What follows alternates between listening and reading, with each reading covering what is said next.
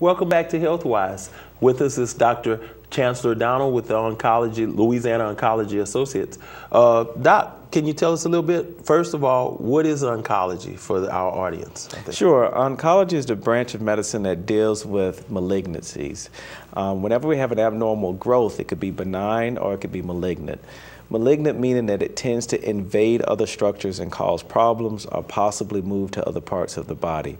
There are several branches of oncology. There are surgical oncologists who perform surgeries and they specialize in removing these tumors. There's radiation oncologists who use high energy beams to essentially kill the cancer. And then also there are medical oncologists, which is the type of medicine I practice, in which we use chemotherapy and other agents in trying to grow, shrink, and for a few subset of cancers, cure it. Okay. All right, Doc. Well, let's talk about that then. What kinds of cancer can you use medical oncology? What exactly? Sure. Most cancers, if we're able to perform surgery, if it's a localized cancer, that's the preferred method of treatment. Once that cancer has spread to either lymph nodes, which are little glands that are around several structures in our bodies, or if they've moved to other distant places, a lot of times we use these chemotherapy drugs in order to either shrink it or eradicate it. There are a few cancers that we can use chemotherapy to purely eliminate, such as testicular cancer, but the vast majority of cancer, we use surgery in order to remove it from the body. And we may give chemotherapy in an adjuvant form, which means that the surgery has been performed, there's no signs of the cancer left, but we're giving chemotherapy to prevent or decrease the chances of recurrence.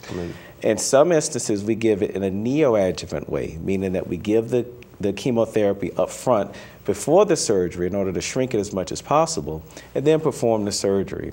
And then lastly, we do chemotherapy in the palliative setting, meaning that the chances of a cure or the chances of totally eradicating the cancer from the body is extremely small, but we're hoping to shrink the tumor enough to decrease symptoms and hopefully prolong the life of the patient. Okay, so if you shrink the cancer with this medicine, is that basically what we're talking about when someone goes into remission, or is that's what you're hoping anyway? That yes, there are certain terms such as cure or remission that a lot of times you hear thrown around. Oftentimes what we want to do is to put a patient in a position where they have either responsive or stable disease. Technically, if we still see the cancer, that's not considered a cure. However, there are several patients who may have had enough shrinkage of that tumor that it's not causing any problems, and the chemotherapy is causing it not to grow anymore. And we consider that successful as well, especially in the setting of prolonging life. Okay. What, you know, a lot of people, we hear horror stories, and I'll call it horror stories, but wives' tales. You know, you hear, oh, chemotherapy, you know, you're going to get so sick, you're going to be like wishing you're dead, and, you know, all that stuff. Let's shed a little light on that and tell the audience what exactly, you know, whether that's true or not, you know. Well, fortunately, we have come a long way with chemotherapy. You do hear horror stories about being sick and not being able to eat and being weak. Actually, now we have enough supportive means of helping patients while they're getting chemotherapy that often they don't experience these side effects. One of the main and most dreaded side effects of chemotherapy is nausea and vomiting produced by the agents.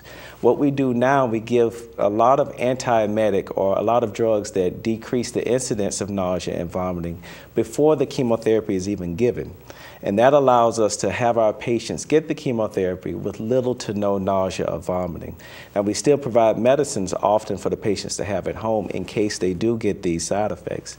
But that's the main thing that a lot of people dread. They see someone who's bald, they see someone who is thin, that is weak, and also vomiting. A lot of times that's not the case. As far as other horror stories, I like to tell our patients that often when you hear someone describe cancer, when you hear someone talk about their treatments, 90% of the time it likely doesn't apply to you. The reason I say this, not only do we have different types of cancer, lung cancer, colon cancer, pancreatic cancer, even within those types, such as lung cancer, there are different subtypes of it. There's small cell lung cancer, which is different than non-small cell lung cancer. The treatments are different, not only based on the type, but also the stage. When we talk about the stage of cancer, we're talking about how involved it is. We refer to the size of it, if it's involving other glands or other lymph nodes around that structure, or if it's spread to different parts of the body. Depending on the stage of the same type of cancer and the same subtype of cancer, the chemotherapy agents may be different. Okay. Additionally, if someone has liver issues, kidney issues, advanced age, or other comorbid conditions, that changes the chemotherapy we use.